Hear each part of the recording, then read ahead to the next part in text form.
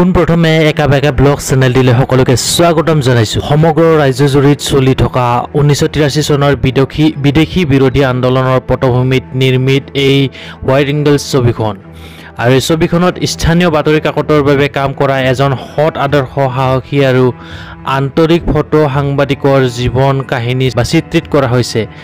Swavalamban media and এণ্টাৰটেইনমেণ্টৰ বেনাৰত দেৱজ্যোতি বৰাই প্ৰযোজনা কৰা এই ছবিখনৰ পৰিচালক বিশিষ্ট সংগীত পৰিচালক জয়ন্ত নাথ।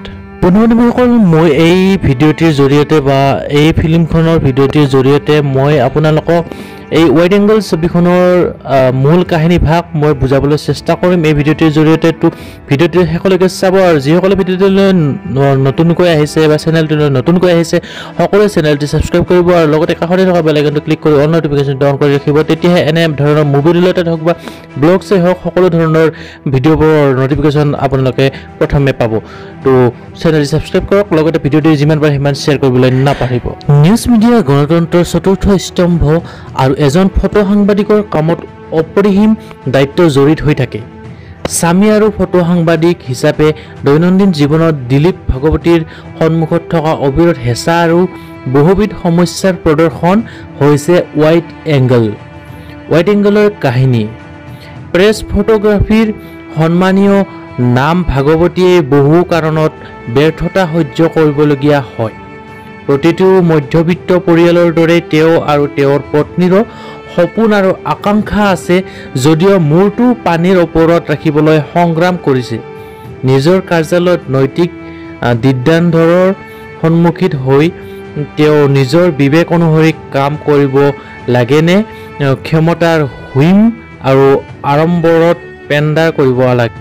বন্ধু-বান্ধৱীসকল, এই হোৱাইট এংগেলছ চিনেমাখনৰ মূল কাহিনী ভাগেই হৈছে ফটোগ্ৰাফাৰ তথা সাংবাদিক দিলীপ ভাগৱতীৰ ওপৰত। তো এই ফিল্মখন দিলীপ ভাগৱতীৰ ওপৰত যথেষ্টখিনি গুৰুত্ব দিয়া হৈছে।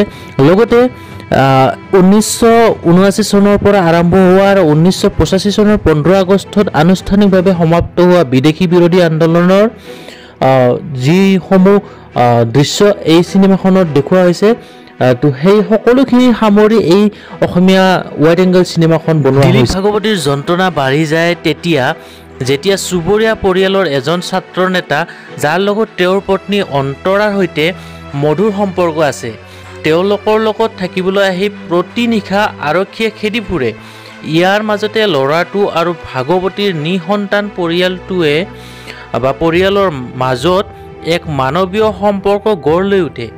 ইয়াৰ বাবে পৰিয়ালটোৱে যি ত্যাগ কৰিবলৈ বাধ্য হৈছে সেয়া এই হোৱাইট এংগেল ছবিখনৰ দ্বাৰা আপোনালোকক দেখুৱাবলৈ চেষ্টা কৰা হৈছে। 1979 চনৰ পৰা আৰম্ভ হোৱা আৰু 1985 চনৰ 15 আগষ্টত আনুষ্ঠানিকভাৱে সমাপ্ত হোৱা বিদেশী বিৰোধী আন্দোলনে এতিয়া 45 বছৰত ভৰি দিছে। ইতিহাসে 45 বছৰৰ ভিতৰত এই জাতীয়তাবাদী আন্দোলনক অতি যত্ন আৰু মমতাৰে সামৰি লৈছে। এই আন্দোলন এতিয়া আজিৰ প্ৰজন্মৰ বাবে এক কাহিনী হৈ পৰিছে। বহু ছাত্ৰ ছাত্ৰীয়ে আৰক্ষীৰ জিম্মাত দিনে দিনে অমানৱীয় নিৰ্যাতন সহ্য কৰিবলগীয়া হৈছিল, যাৰ ফলত গুৰুতৰ মানসিক স্বাস্থ্যজনিত বিকাৰ আৰু শাৰীৰিক অক্ষমতা আনকি মৃত্যুও হৈছিল। তো এই হোৱাইট এংগেল চিনেমাখনৰ দ্বাৰা অসমৰ সেই 1985 চনৰ যি সমাপ্ত হৈছিল সেই অসম আন্দোলনৰ সকলো চৰিত্ৰ এই ৰূপায়ণ দিবলৈ এই হোৱাইট এংগেল চিনেমাখনত ৰূপায়ণ দিবলৈ চেষ্টা কৰিছে। এই আন্দোলনে সাহিত্যিক, কবি, চিত্ৰকৰ, ভাস্কৰ শিল্প, সংগীতজ্ঞ আৰু নাট্যকাৰ আৰু অন্যান্য শিল্পীসকলৰ ওপৰত গভীৰ প্ৰভাৱ পেলাইছিল, যিসকলে নিজৰ শিল্পৰ বাবে প্ৰশংসা বিচাৰি পাইছিল। আজিৰ ক্লাছিক বুলি গণ্য কৰা ৰচনাসমূহ প্ৰস্তুত কৰিছিল।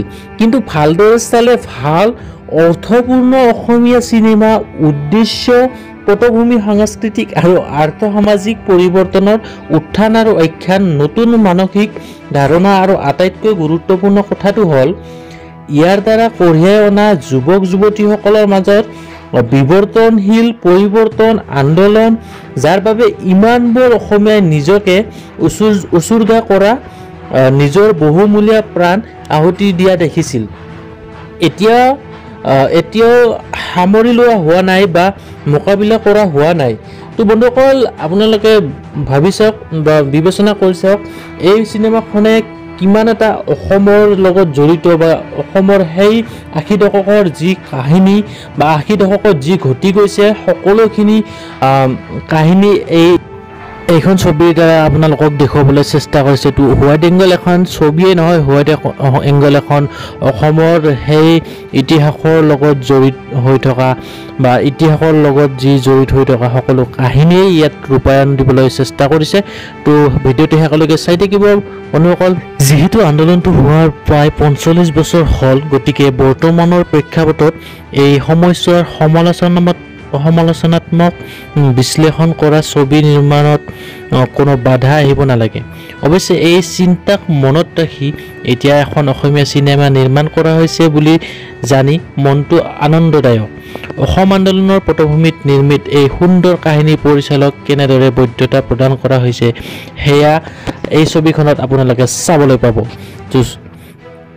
সৎ সাংবাদিকতাত বিশ্বাসী, সত্যবাদী আৰু সাহসী ষ্টাফ ফটোগ্ৰাফাৰ নায়কৰ ভূমিকাত তপন দাসৰ দৰে বহুমুখী শিল্পীয়ে কেনেদৰে দৃষ্টি নিক্ষেপ কৰে সেয়া পৰ্যবেক্ষণ কৰাটো সমানেই আকৰ্ষণীয়। হোৱাইট এংগলত আন বিভিন্ন চৰিত্ৰত অভিনয় কৰিছে অৰ্পণা দত্ত, পবিত্ৰ বৰুৱা, জলি লস্কৰ, দীপাংকৰ ৰায়, ধ্যানী মোহন, জুবিন গাৰ্গ, গীতাৱলী ৰাজকুমাৰী, ৰাজীৱ গোস্বামী ইত্যাদি। আধুনিক যুগৰ দৰ্শকৰ ৰুচি অনুসৰি সৃষ্টি কৰা হৈছে হোৱাইট এংগল চিনেমা।